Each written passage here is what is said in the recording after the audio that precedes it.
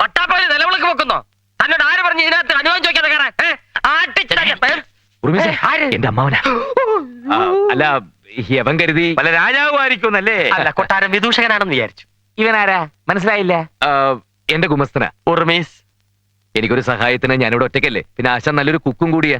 Cook നിന്റെ ഈ അമ്മാവന് എന്താ പറഞ്ഞേ? ഈ ബുക്ക് അമ്മാവന് കൊടുക്കട്ടെ ചോദിച്ചാ. അമ്മാവൻ വന്നിട്ട് ഒരുപാട് നേരമായോ? ഞാൻ വന്നിട്ട് കുറച്ചു നേരമായി. വന്നപ്പോ നിങ്ങളെ ആരും ഇവിടെ കണ്ടില്ല. എന്നാ പിന്നെ ഈ കൊട്ടാരൊക്കെ ചുറ്റിടന്ന് കണ്ടേക്കാവുന്നത്. കണ്ടിടത്തോളം എങ്ങനെയുണ്ട്? കണ്ണു തള്ളിയോ?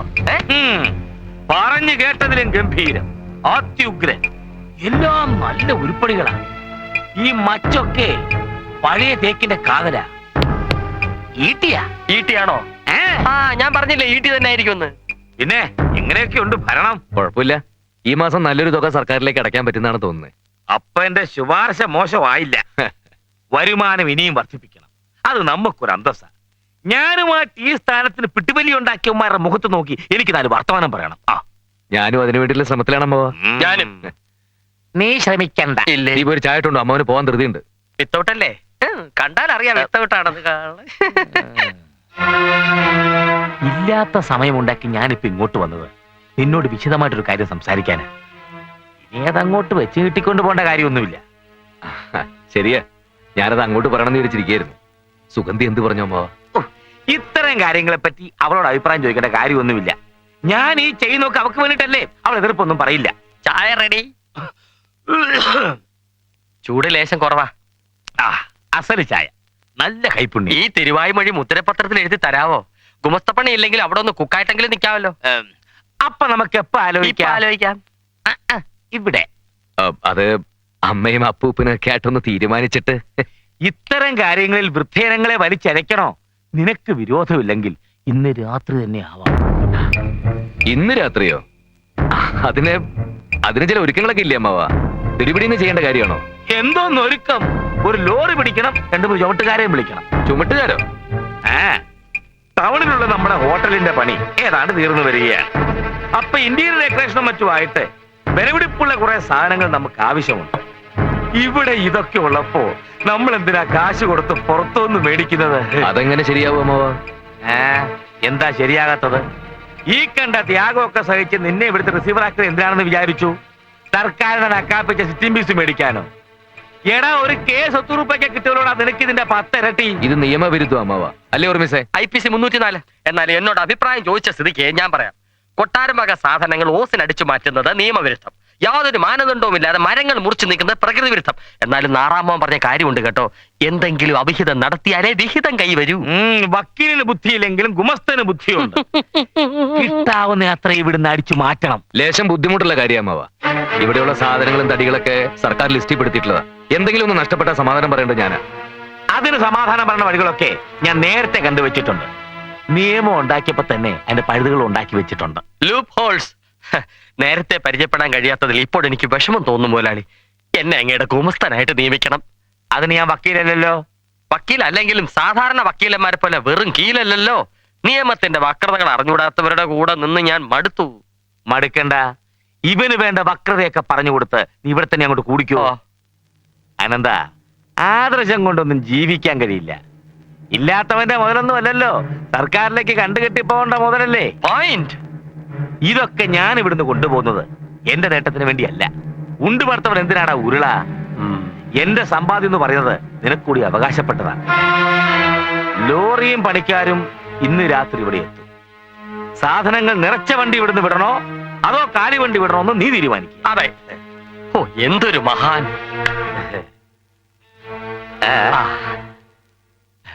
പിന്നെ ഒരാളെ ഒരു ദിവസം ഒരു പ്രാവശ്യം തൊഴുതാ മതി.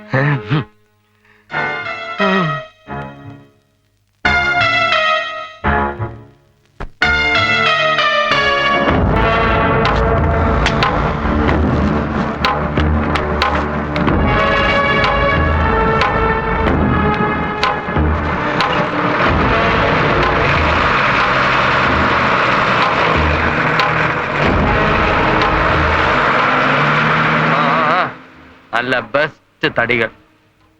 നിന്റെ അമ്മാവന്റെ യോഗം. ജീവിതത്തിൽ ആദ്യമായിട്ടാണ് ഇങ്ങനെ ഒരു കള്ളത്തരത്തിന് കൂട്ടുവെക്കുന്നത്. വീട്ടിൽ ഒരു നേരത്തെ ആഹാരത്തിന് കഷ്ടപ്പെട്ടിട്ടുണ്ട്. അപ്പോഴൊന്നും 1 രൂപ പോലും കടം മേടിക്കാത്ത ഞാനാണ് ഇപ്പോ. ഇങ്ങനെ സെന്റിമെന്റൽ ആയാലോ? കപ്പ, വാഴക്കൊല തുടങ്ങിയ ഫലവർഗാദികൾ മോഷ്ടിക്കുന്നതാണ് യഥാർത്ഥത്തിൽ മോഷണം. ഇത് വെറും മോശ. അധികാരത്തിൽ ഇരിക്കുന്നവർ വരെ കോടികൾ അടിച്ചു മാറ്റുന്നില്ലേ? ആദ്യമായതുണ്ടായി മനപ്രയാസം. ഇനി അങ്ങോട്ട് ശീലമായിക്കോളൂ. അപ്പൊ എല്ലാരും കൂടി എന്നെ കള്ളനാക്കി അകത്താക്കാനുള്ള പരിപാടിയാണല്ലേ? രാജയോഗത്തിന് വിധി ഉള്ളതുകൊണ്ടല്ലേ നമ്മൾ ഇങ്ങനെ ഇവിടെ താമസിക്കുന്നത്.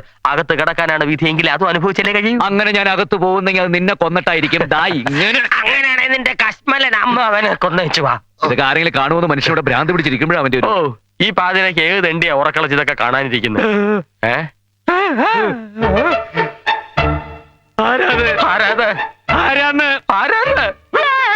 അതെന്താ? അവനെ പേടിപ്പിച്ചതാ. ഞാനാ സാക്ഷി. ആഹാ, നിനക്ക് ഈ രാത്രിയിൽ ഇവിടെ എന്താ കാര്യം? എല്ലാവരും കിടന്നുറങ്ങും പോലെ എനിക്ക് കിടന്നുറങ്ങാൻ പറ്റൂലല്ലോ. ഇതുപോലെ എന്തെങ്കിലും കണ്ടെങ്കിലല്ലേ സാക്ഷിക്ക് പണിയുണ്ടാവൂ. നീ എന്ത് കണ്ടെന്നാ? ലോറി, തടി, പോലീസ്, ജയില്, എനിക്കൊരു പണിയായി. എന്നാ വരട്ടെ സാറന്മാരെ. ദേവൻ രക്ഷപ്പെട്ടു. പിടിച്ചോ.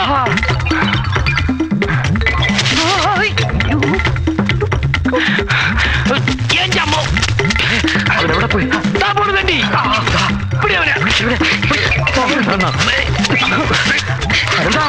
വിടല്ലേ? എന്റെ പുറകെ ഓടാ നിങ്ങൾക്കൊക്കെ നാണമില്ലേ? അവനെ വിട്ടാ പറ്റില്ല. പിടിച്ചോ. എന്നെ അങ്ങനെ കിട്ടത്തില്ല. എനിക്ക് കുഞ്ഞുനാളിലേ ഉള്ളൊരു ആശയായിരുന്നു കൊട്ടാരത്തിൽ ജീവിക്കണമെന്ന്. ആരും കള്ളന്മാരായി ജനിക്കുന്നില്ല. സാഹചര്യമാണ് അവരെ അങ്ങനെ ആക്കുന്നത്. ഉദാഹരണത്തിന് നിങ്ങളുടെ കാര്യം തന്നെ എടുക്കാം. നിങ്ങൾ തടി മോഷ്ടിച്ചു, വിറ്റു. നിങ്ങളുടെ ഭാഗ്യം കൊണ്ട് അതെന്റെ കണ്ണിൽ തന്നെ പെട്ടു. ആ ഓട്ടെ, കള്ളന്മാരാണേലും നിങ്ങളെ എനിക്കിഷ്ടമാ. ഐറ്റംസ് ഒക്കെ എങ്ങനെയുണ്ട്? നന്നായിട്ടുണ്ട്. നല്ല പാചകമാണല്ലോ. ഉർമീസിന് മുമ്പ് കുശിനിപ്പണിയായിരുന്നോ? ഇപ്പൊ കുശിനിപ്പണിയാണ്. മാപ്പിളവർക്ക് വേറെ ചില പണികളൊക്കെ അറിയാം. അത് പോകെ പോകെ സാറിന് മനസ്സിലായിക്കോളും. തിരുമനസ് ഞണ്ണുക. ഇവിടെ ഈ വെജിറ്റേറിയൻ ഫുഡ് മാത്രമേ കിട്ടുകയുള്ളൂ. Chicken 65, tandoori 25, mutton 85. ഇതൊക്കെ കഴിച്ചാണ് ഞാൻ എന്റെ ബോഡി മെയിൻറ്റെയിൻ ചെയ്യുന്നത്. അത് കണ്ടപ്പോഴേ മനസ്സിലായി. ഇത് കൊട്ടാരമാണ്. പച്ചക്കറികളെ പാടുള്ളൂ. കടിച്ചു പറിക്കുന്നൊന്നും പാടില്ല. എന്റെ ആരോഗ്യം തകരാറിലാവുമല്ലോ. ഓക്കെ, മാനേജ് ചെയ്തോളാം. ഞാനിവിടെ നിങ്ങളുടെ കൂടെ കൂടിയിരിക്കുകയാണെന്ന് ആ മഹാദേവ വർമ്മയോ അയാളുടെ വക്കീലോ അറിഞ്ഞാൽ പിന്നെ എന്നെ സ്വാധീനിക്കാൻ ശ്രമിക്കും. ഇവിടെ എന്തൊക്കെ നടക്കുന്നു എന്ന് അപ്പൊ ചോർത്തി കൊടുക്കാൻ പറയും. എന്റെ കർത്താവേ, പേടിക്കണ്ട, ഞാനൊരു അക്ഷരം പറയത്തില്ല. ഉണ്ണുന്ന ചോറിനോട് കൂറ് കാണിക്കുന്നവനാ ഈ സദാനന്ദൻ. ആ ശങ്കരനാരായണന്റെയും ചോറ് കുറെ ഉണ്ടതല്ലേ? അപ്പൊ പിന്നെ അവിടെ ഒരു കൂറ് കാണിക്കാതിരിക്കുവോ? അത് പഴഞ്ചോറായില്ലേ? ആ, പഴയതിനെ പറ്റി പറഞ്ഞപ്പോഴാ ഓർത്തത്. അപ്പുറത്ത് പഴയ കാര്യസ്ഥന് മോളുമാ താമസിക്കുന്നതല്ലേ? അതെ. എന്താ ചുമ്മാ? എന്ത് ചുമ്മാ? വെറും ചുമ്മാ. നിങ്ങൾ ഇങ്ങനെ വായി നോക്കിയിരുന്ന എനിക്ക് ശരിക്കും ഉണ്ണാൻ പറ്റത്തില്ല. ഒന്ന് അങ്ങോട്ടേ മാറിയിരുന്നേ. മതി ഷേക്കറ്റ്. ഇതിലെന്തൊരു ഒത്തൊരുമ. ഞങ്ങള് തമ്മിൽ ഭയങ്കര സ്നേഹ. സാറ് തിന്നട്ടെ.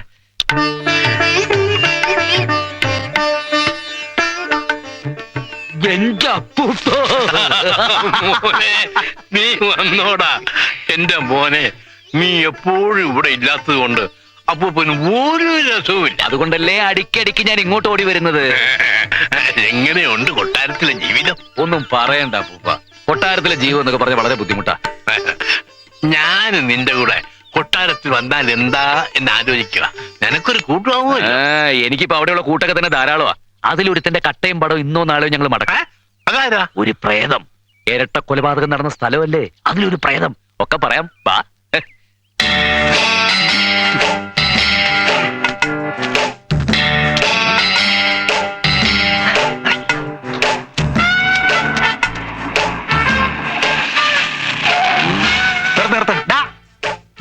ആരടാ ഒന്ന് മനസ്സമായിട്ട് മൂത്തൊഴിക്കാൻ സമ്മതിക്കില്ലോ? ഇവിടെ വേണം.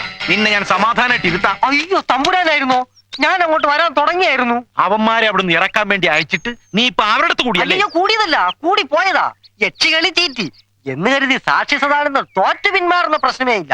ഒരു മിത്രമായ അകത്ത് കയറി അവരുടെ രഹസ്യങ്ങൾ ചോർത്തിയെടുക്കുക, എന്നിട്ട് രണ്ടതിനെ പുറത്തിറക്കാം. അത് നടത്തിയില്ലെങ്കിൽ നിന്റെ കഥ ഞാൻ കഴിക്കും. നീ ഒന്ന് പിന്നൊരു കാര്യം, ഇതിൽ എന്റെ കൈയുണ്ടെന്ന് അവരറിയരുത്. അത് ഞാൻ ഏറ്റു. എന്നാ ബാക്കി ഒഴിച്ചോട്ടെ.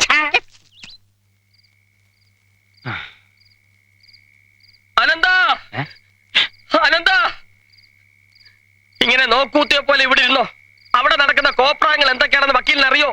ഇനി ഞാൻ ജീവിച്ചിരുന്നിട്ട് കാര്യമില്ല. സന്തോഷം, ഞാൻ രക്ഷപ്പെട്ടല്ലോ. ഫലിത ബിന്ദു വെക്കാനല്ലേ വന്നത്. കാര്യം എന്താന്ന് വെച്ചാ പറ. ഞാനൊരു കക്ഷിയുടെ ഒപ്പിച്ചോണ്ട് വന്ന റമ്മ നശൂല നക്കിക്കൊണ്ടിരിക്കുക. ചോദിക്കാൻ ചെന്നപ്പോ എന്റെ കർണത്തടിച്ചു. പോരാത്തതിന് ഒരു ഓംലേറ്റ് ഉണ്ടാക്കി കൊടുക്കാൻ. ഇന്ന് ആ തെണ്ടിയെ തല്ലിക്കൊന്ന് ചാക്കിനകത്താക്കി പുഴയിൽ ഒഴുക്ക് ഞാൻ. ഇതിന് ഒത്തീർപ്പുണ്ടാക്കാൻ വന്നാൽ നീ ഒന്ന് അടിച്ചോ. അവൻ നിന്നെ ഇതേപോലെയാണ് അടിച്ചത്. അവൻ നിന്നോട് ഓംലെറ്റ് അടിക്കാൻ പറഞ്ഞോ? ഇന്ന് അവനെ പീസ് ആക്കിയിട്ട് തന്നെ കാര്യം തുടങ്ങാം. എന്നാ തുടങ്ങാം. വാ, പോ. അയ്യോ, കൈ കൈ.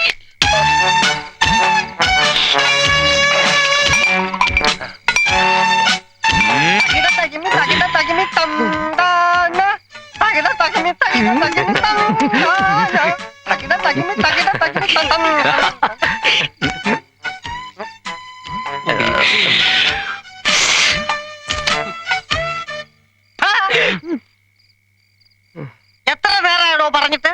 2 തടിയന്മാരിവിടെ ഉണ്ടായിരുന്നിട്ട് എനിക്കൊരു ഓംപ്ലേറ്റ് ഉണ്ടാക്കി തരാൻ പറ്റില്ലെന്ന് വെച്ചാ ചെറ്റകളെ. തുടങ്ങിക്കോ. വാടാ, വാ. ലോറി, തടി, പോലീസ്, കോടതി, ജയില്. തുടങ്ങിക്കോ. എന്ത്? ഓംലെറ്റ് ഉണ്ടാക്കാൻ തുടങ്ങിക്കോളാൻ. ഉർമീസേ, മറ്റോ ഉള്ളി അരിയാം. എന്റെ കർത്താവേ. വാടാ, തകിട, തകിമി. തകിട. അയ്യോ, ഓംലെറ്റ് വേണ്ട.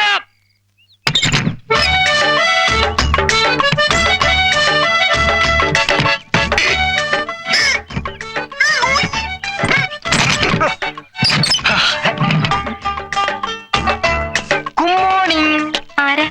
ഞാൻ സദാനന്ദൻ, കൊട്ടാരത്തിലെ റസീവറുടെ PA. ഇത് കുറച്ച് പായസം. ഇന്നെന്റെ പിറന്നാളാ. അയ്യോ വേണ്ടിയിരുന്നില്ല. അവിടെ ഇതൊക്കെ വെക്കാൻ ആരാ ഉള്ളത്? ഞാനൊരു കുക്കിനെ നിർത്തിയിട്ടുണ്ട്, ഉർമീസ്. പേര് ഉർമീസ് എന്നാണെങ്കിലും പ്രവൃത്തിയൊക്കെ കൊട്ടാരച്ചിട്ടയിൽ തന്നെ. എന്താ പേര്? രോഹിണി.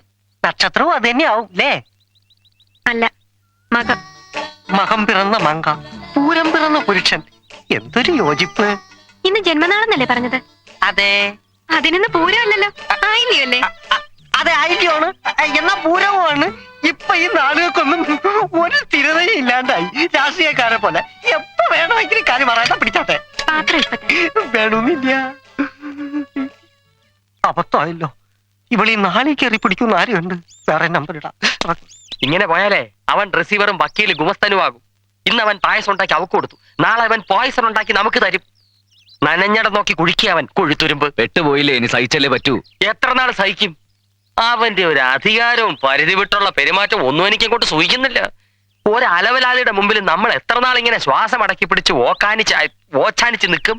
അവൻ വലിയ രാജാവ്, നമ്മൾ വെരി പൂർ പ്രജകളും. അവന്റെ ജാതകത്തിലും ചിലപ്പോ രാജയോഗം കാണുമായിരിക്കും. അത് അനുഭവിച്ചല്ലേ പറ്റൂ. അല്ല, ഇത് കുരുട്ട് ബുദ്ധി കൊണ്ട് കവർന്നെടുത്ത രാജയോഗമാ. അത് നമ്മൾ വെച്ച് ഉറപ്പിക്കാൻ പാടില്ല. അവൻ എങ്ങനെയെങ്കിലും പുകച്ച് പുറത്തി അടിക്കണം.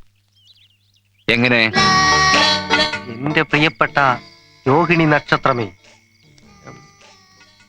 ഇന്ന് ഞാൻ തന്ന പായസം പായസമേ അല്ല.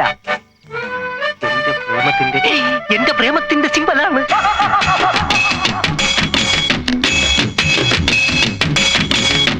എന്റെ സതുവേട്ടാ എന്ന രോഹിണിയുടെ കുയിൽനാദം എന്റെ കർണപുടങ്ങളിൽ എന്ന് അലയടിക്കുകയാണ്. പക്ഷേ അതെല്ലാം തകർക്കാൻ വേഷം കെട്ടി നടക്കുന്ന 2 കശ്മലന്മാരുണ്ട് ഇവിടെ. ആ ഫൽഗുണന്മാർ ഇന്ന് എന്റെ കയ്യിലെ വെറും കളിപ്പാവകൾ മാത്രമാണ്. തീപ്പട്ടി ഉണ്ടോ? ഒന്ന് പോടോ. ഉണ്ടെങ്കിൽ കൊടുക്കണോ? അയ്യടാ.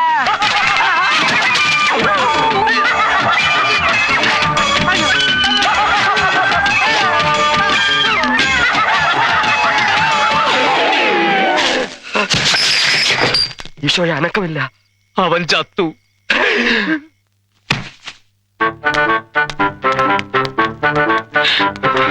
സിസ്റ്റർ, ഇപ്പൊ എങ്ങനെയുണ്ട്? ഒന്നും പറയാറായിട്ടില്ല. സ്കാൻ റിപ്പോർട്ട് കിട്ടിയാലേ എന്തെങ്കിലും പറയാനൊക്കൂ. ഞാൻ പറഞ്ഞില്ലേ? നിങ്ങളല്ലേ ഇന്നലെ ഈ രോഗി ഇവിടെ അഡ്മിറ്റ് ചെയ്തത്? അതെ. എന്നിട്ട് നിങ്ങളല്ലേ മുങ്ങിക്കളഞ്ഞത്? അതെ. ഒരു രോഗിയെ കൊണ്ടുവന്ന ഉത്തരവാദിത്തപ്പെട്ടവർ കൂടെ വേണമെന്ന് അറിയില്ലേ? എന്തെങ്കിലും സംഭവിച്ച എന്ത് ചെയ്യും? സന്തോഷിക്കും. സിസ്റ്റർ, കൂടുതൽ പറഞ്ഞ് ഞങ്ങളെ വേദനിപ്പിക്കരുത്. ഇവൻ ഈ അവസ്ഥയിൽ ഇവിടെ കിടക്കുന്ന കാണാൻ കഴിയാത്തോണ്ട് ഞങ്ങൾ തമ്മിൽ അങ്ങനെയാ കഴിഞ്ഞിരുന്നത്. ഇപ്പൊ എങ്ങനെയുണ്ട് സിസ്റ്റർ? തട്ടിപ്പോവോ? ബോധം കെട്ട് കിടക്കുക. ഒരു ഓർലിക്സ് തരുവോ? നിങ്ങൾക്ക് ഭാഗ്യമുണ്ട്, ബോധം വീണു. ഞങ്ങളുടെ ബോധം പോയി. ഇവന് പണ്ടേ തലയ്ക്ക് സുഖമില്ലാത്തവനാ. പ്രാന്ത് നിന്റെ തന്തയ്ക്ക. സിസ്റ്റർ, ഒരു മിനിറ്റ്. ഇപ്പൊ തന്നെ കണ്ടില്ലേ? അതുകൊണ്ട് എപ്പോഴൊക്കെ ബോധം വരുന്നു അപ്പോഴൊക്കെ മയക്കുമരുന്ന് കുത്തിവെച്ചേക്കണം. ഒരു കാരണവശാലും ഇവന് ആശുപത്രി വിട്ട് പുറത്തു പോകാൻ അനുവദിക്കരുത്. ഭയങ്കര ശല്യക്കാരനാ. പ്രത്യേകിച്ച് വെള്ള സാരി ഉടുത്ത പെണ്ണുങ്ങളെ കാണുമ്പോ. ആണോ? ആ. എങ്കിൽ ഞാൻ ഏറ്റു. ആ ഏറ്റു.